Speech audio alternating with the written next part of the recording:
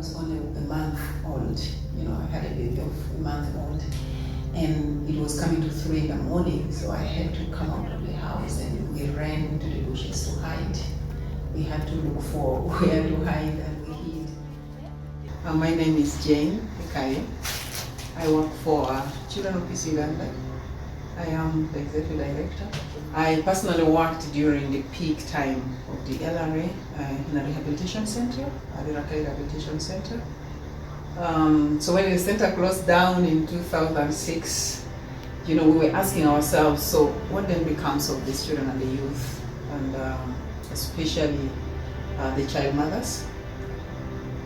And that's how Children of Peace Uganda was born. And so we decided to call our Children of Peace because that's what we really wanted. They had gone through so much war, and what we wanted is peace.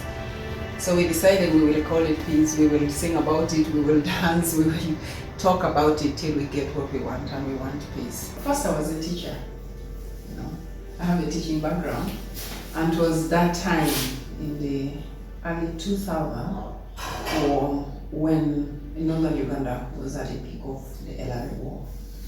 And this day I felt I just needed to be where the children that were being rescued, from the LRA. So I just got up and walked to one of the rehabilitation centers, and that was the Ekayu Rehabilitation Center, which is not far from here. And I went to the director, I told her I wanted to work there. She looked at me, she's like, "Are you sure?" I said, "Yeah." I just told her I just wanted to be there in place of the mothers of these children as they're being received. And so somehow she asked me to go through interviews, and I started work there. And I worked there from 2004 to 2006.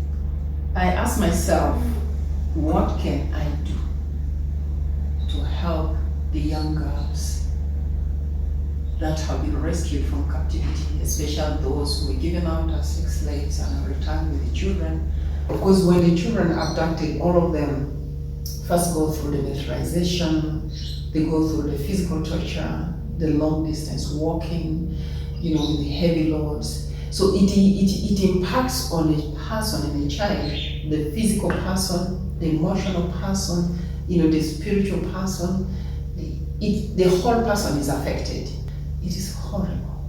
It literally devastates a person completely. Okay, when I was taken, I was first devastated living with the people you don't know and the harassment that I got from there.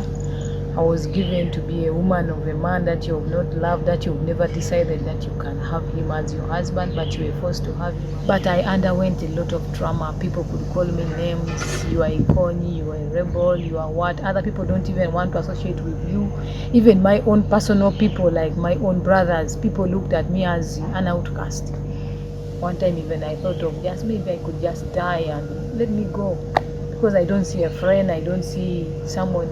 But others stood by me. And one told me actually, if I had died in captivity, I would have been better off than come back to live like this. The stigma in the community was so high. The stigma within the families the girls have gone to, their own families. They are receiving them, they're not accepting the child now. What does this girl do? And yet in the real sense is that we fail to protect the girls. We fail to protect the children.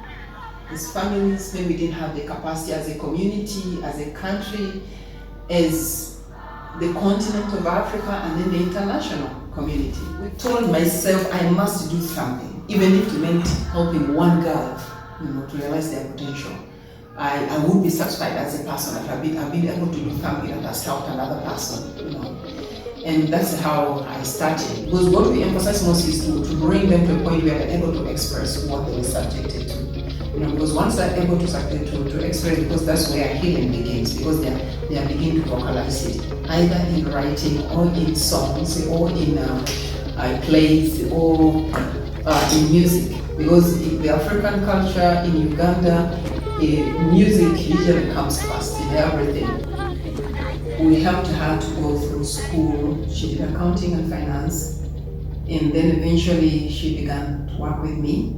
I think around 2012, 2013 there, she began working with me. Working with the very people that also suffered like me. when I joined working with them, seeing the smiles in the faces of the child mothers, children abducted, those who were orphaned. So I looked at the meaning of my self-healing.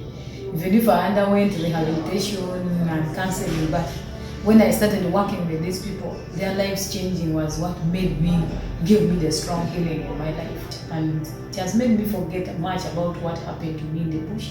Though sometimes it comes as memory, but it will not hurt me again as it used to hurt me.